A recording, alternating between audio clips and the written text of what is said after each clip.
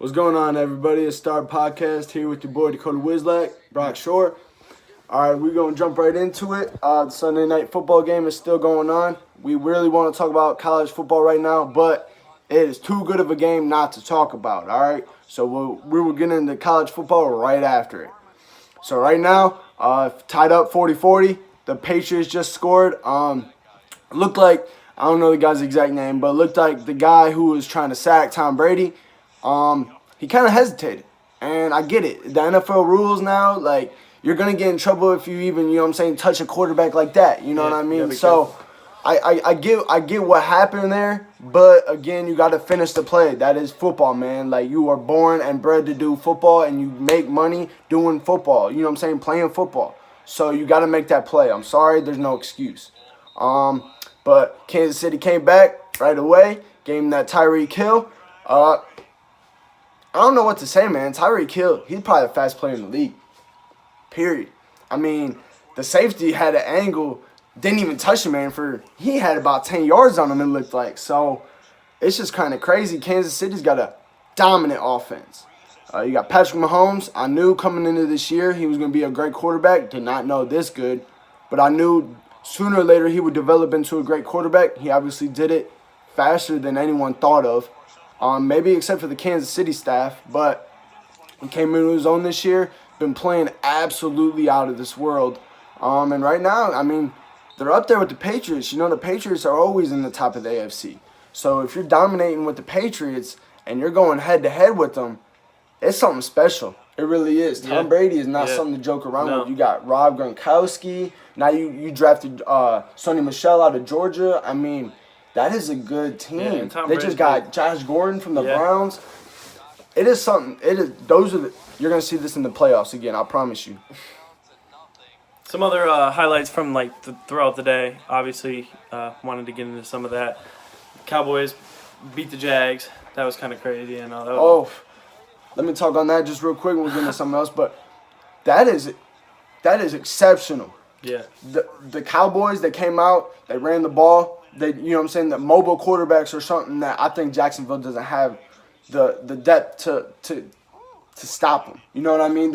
I don't know what it is, but again, this year the Jags have not been able to stop running quarterbacks. So it goes with it. You know what I'm saying? But that is a whooping right there if I've ever seen one. Absolutely. Steelers Bengals. Yeah. Oof. Sorry, buddy. I hate to say it. Sorry, buddy. But yeah, no, that was a good game. That was a very good game. Tough game. Went down right to the end. So I mean, AB, you got to give it to him. The Steelers have a really good offense, so can't, you know what I'm saying? Can't be hated. But anyways, we're also gonna get into the Rams. Todd Gurley had a career day today, over 200 yards rushing, and I think 2 touchdowns. Career day. What can I say? Todd Gurley's easily one of the best running backs in the NFL, no doubt about it. Also getting into it, the Falcons beat the Buccaneers today.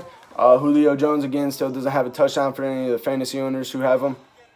Chargers blew out the Browns. Yep. Sorry, I hate to say that one, but Baker Mayfield, I mean, that was the NFL wall right there, you know what I mean? So absolutely, yeah.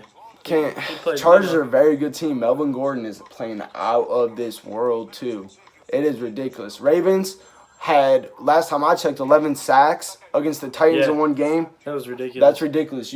Crazy. At that point, you might as well fight the whole offensive line. I swear. Also getting into it, again, Chiefs and Patriots are tied 40-40 right now, 2 minutes left. Now, I think we want to start getting into college football. Actually, we're going to get into... Let me go ahead and plug this in. Nope, yeah, we are going to get into college football. So, getting into Saturday games, my Texas Longhorns beat Baylor Bears 23-17. That jumped us up to number 7 in the AP poll. I get where they're coming from. I thought we would have been top 5, but, I mean, Michigan had a very solid win. Very solid win against a good Wisconsin team, 38-13. I mean, something you can't do, you know what I'm saying? It happens, man. Wisconsin, it happens. You got to move on to the next game. But also getting into it, USC beat ranked number 19 Colorado USC's bouncing back from that loss to Texas, so I mean, they're not as good as they were last year, but they're solid enough. I get why they won. I get why they won that game. Also getting into it, Virginia beat number 16 Miami, and of course Alabama wins, but in a good old fashioned Alabama way, 39-10, pretty good. Also getting into it, this is a good game for me. Number 6 West Virginia lost to Iowa State, 30-14. Now I want to get into this a little bit more. You guys might ask why. My mom works up at UT for the sports medicine department, and Matt Campbell, who is now the coach of Iowa State, came from Toledo, so I was able to go to the football games and watch how he developed that Toledo team into something really major. Not only in the MAC, but in the nation at certain points, they were ranked. Toledo really doesn't get ranked, or hasn't in the past. But what he's done with this Iowa State team is something major. Iowa State's always been a joke in the Big 12. That's just how it is, you know. Yeah. Them in Kansas, they've always been a joke. He has come in, turned them right around. I mean, yeah. It's been ridiculous. But he is a very offensive-minded coach. He's very smart when it comes to that. So I'm not surprised at all by that win. Getting into it also is LSU beat Georgia. What can you say? I mean, Georgia has a potent offense, but LSU defense, dude, it's been the same since like 2010. They have a solid defense almost every year. You know what I mean? It's just what goes with being LSU. You know. Also getting into it, Michigan State beat number 8 Penn State. Kind of surprised. I mean, Trace McSorley is a very, very good quarterback. So I am very surprised. I mean, the rest of the team needs to step it up a lot more. You know what I mean? But Trace McSorley, I thought he could have led them to that win. Obviously, it didn't happen. But props to Michigan State. Texas A&M beat South Carolina. It was a close game. A lot of close games, actually, on Saturday. UCF beat Memphis 31-30. Another close game. Number 17, Oregon, which has Justin Herbert. Very, very good quarterback. Probably going to be a top draft pick in the upcoming draft. Beat number 7, Washington 30-27. Again, in overtime, so a very close game. Yeah, it was crazy. Yeah. And then my brother's team, Florida, number 14, beat Vanderbilt 37-27. Florida has a very solid defense this year. Very, very solid. They're back to their old ways, man. They really are back when Ohio State's coach was there. And their offense is starting to get it together. They got Felipe Franks, very, very good quarterback. He does need to step it up at times, but again, very solid team. I think could even go into the top 10, which they did this week. I even think they might be able to get into the top 5, depending on how they play the rest of the season. Especially with that SEC championship game, that will be very key if they can make it into there, into getting into the playoff. Yeah, Ohio State, as always, I hate to say it, number W. 3, took the W 30-14 against Minnesota, but not surprised. 21 Auburn lost to Tennessee 30-24. It happens, man. It really does. And South Florida beating Tulsa 25-24. Very close game. Yep. And again, all games on Saturday were very close. But I do want to get into something before we get into some more NFL. Is my Texas Longhorns. All right. I want to get into it. I feel like we should have been ranked higher. We still got the W, even though we didn't have our starting quarterback, Sam Ehlinger, in. I thought the team played very, very well. We have 2 NFL receivers on the outside. We have Lil Jordan Humphrey at 6'4", and we have Colin Johnson at 6'6". It's something that this nation really people are still, I don't think, looking at Texas like they should. You know, Texas has been down these last couple of years. I will admit it. Okay? Even way back to Colt McCoy, were we ever, you know what I'm saying, good. But getting into it this year, I mean, people need to look out for us. We have a 6'6" and a 6'4" receiver who can do almost anything. It's something the nation needs to look out for, and if we can win out and win the Big 12 championship against, I'm guessing, Oklahoma or West Virginia, we could be in the football playoff, and people need to respect that. But anyways. Happening right now, Patriots, the final score, 43-40 over the Chiefs. That just happened. So, I mean, that game was incredibly close up to the end there. That was...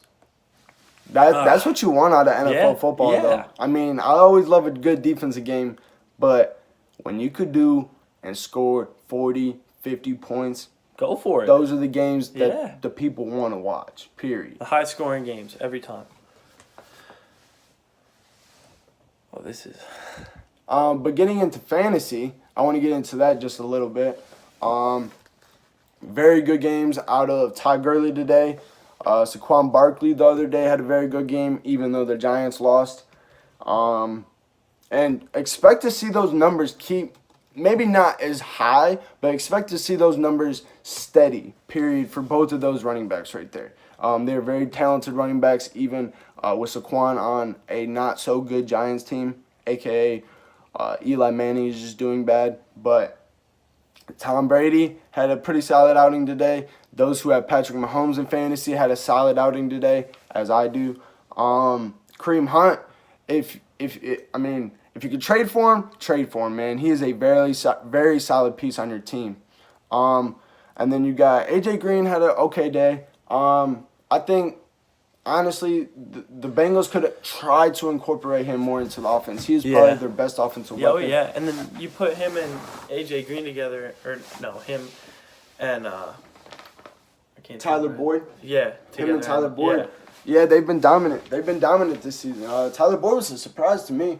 Tried to pick him up on the waiver. Didn't happen, but and then looking at it, if you have Julio Jones, you guys are just like me, man. I feel it. No touchdowns this year, which just cannot happen. But is still doing very, very solid. He has at least 10 points almost every game. I mean, it's usually receiving yards, but again, you got to get in the end zone as an NFL receiver. I think they do need to incorporate him more into the end zone. He's a big, tall, physical receiver. Absolutely. It's something that you need to do as the Atlanta Falcons to win a game, in my eyes. But yeah, I mean, pretty much anyone on KC's offense did really well today. Pittsburgh, Ben Roethlisberger had 20, so that's not bad. Yeah, he played very well today. Yeah, absolutely. And then Antonio Brown. If you have him, you've been, down these last weeks. Not doing so well. Because Antonio, I mean, he's been kind of down. But came back today at 5 receptions for 105 yards and a touchdown. Solid outing. And then you also always got Adam Thielen and DeAndre Hopkins. Two of the best receivers in the NFL, in my opinion.